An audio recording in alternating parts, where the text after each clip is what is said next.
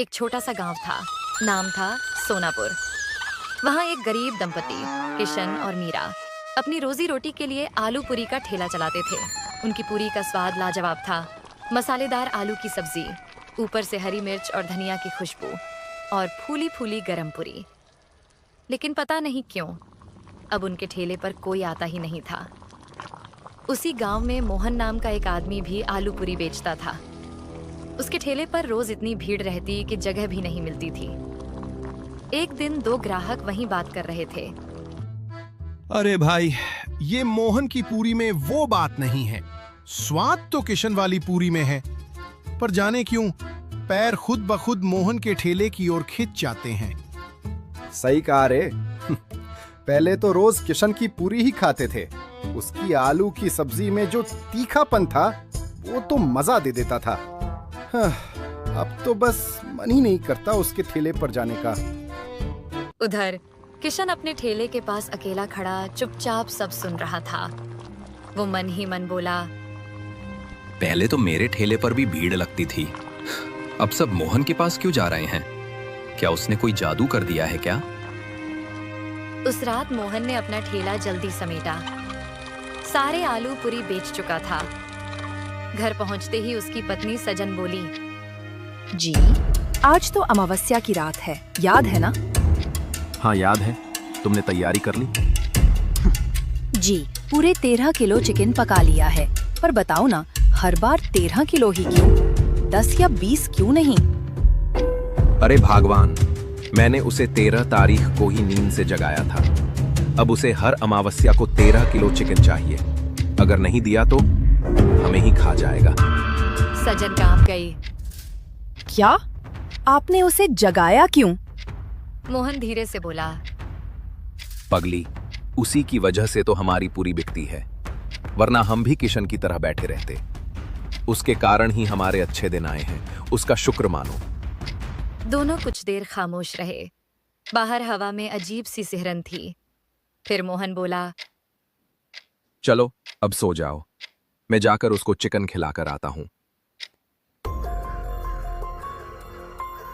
आखिर वो कौन है जो हर अमावस्या को 13 किलो चिकन मांगता है? अगली सुबह सूरज की किरणें गांव की पगडंडियों पर फैल चुकी थीं। मोहन अपने ठेले को चमका रहा था। तेल गर्म हो चुका था और पूरी तलने की खुशबू पूरे चौराहे में फैल रही थी। उसके चेहरे पर वही आत्मविश्वास था। आज फिर भीड़ लगेगी। उधर किशन अपने ठेले पर उदास बैठा था। बर्तन सजे थे, आलू की सब्जी तैयार थी, पर ग्राहक कोई नहीं। वह मन में बोला, कभी मेरे ठेले पर भी भीड़ रहती थी। अब तो जैसे गांव वालों को मेरा चेहरा भी नहीं दिखता। तभी गांव में शहर से आए एक दंपति दाखिल हुए, राकेश और नेहा। उन्होंने एक गांव वाले को रोका। भाई साहब, हम नए आए हैं इस गांव में, नाश्ता करना है, बताइए कहाँ मिलेगा अच्छा? सबसे बढ़िया नाश्ता तो मोहन के ठेले पर मिलता है, यहीं पास में है। दोनों ने शुक्रिया कहा और चल पड़े। जब वे मोहन के ठेले के पास पहुंचे तो वहां भारी भीड़ लगी थी। अरे जी, यहाँ तो बहुत भीड़ है, कितना इंतजार करें। सही कहा, चलो कहीं और देखते हैं। तभी नेहा की नजर पास में पड़े एक सुनसान ठेले पर पड़ी। देखो उधर, वो ठेला कितना साफ है और खुशबू भी कितनी अच्छी आ रही है। हाँ चलो वहीं चलते हैं। वो दोनों किशन के ठेले पर पहुंचे। किशन ने उन्हें देखकर मुस्कुराते हुए कहा, आइए सर, मैडम गरम गरम आलू पूरी दूं? हाँ भाई, 2 प्लेट देना।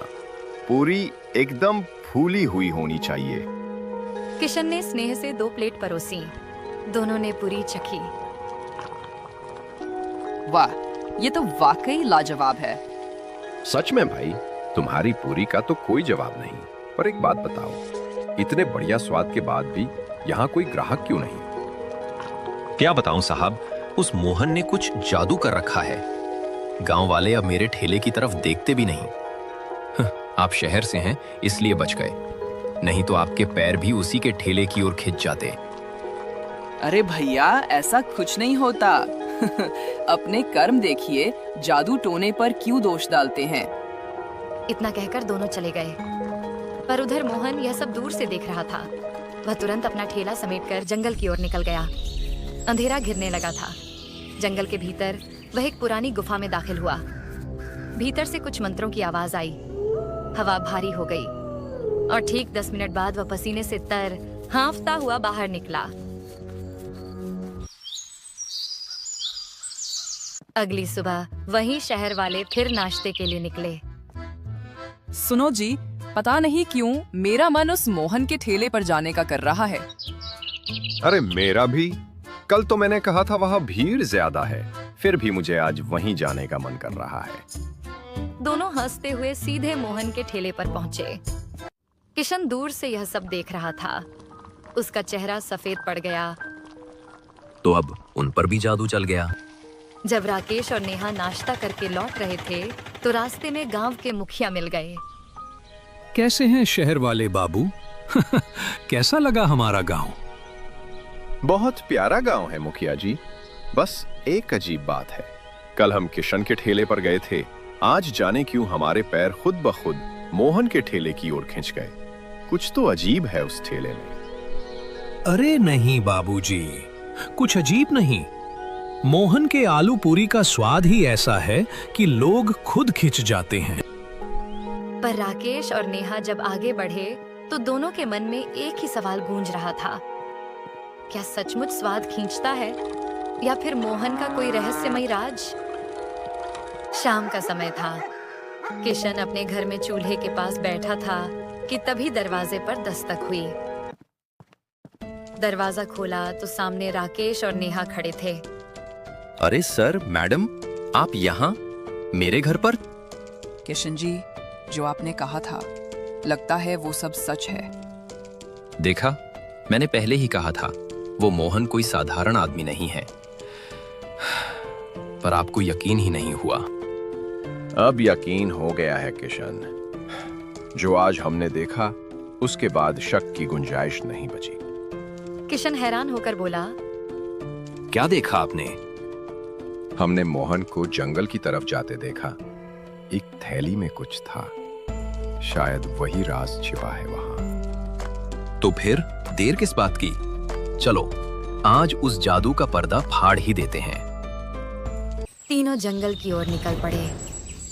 हवा ठंडी थी, पेड़ झूम रहे थे और चारों तरफ एक रहस्यमय सन्नाटा था।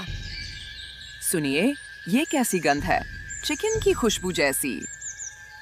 लगता है मोहन ने ही चिकन लाया होगा। दूसरा कौन जंगल में चिकन लाएगा?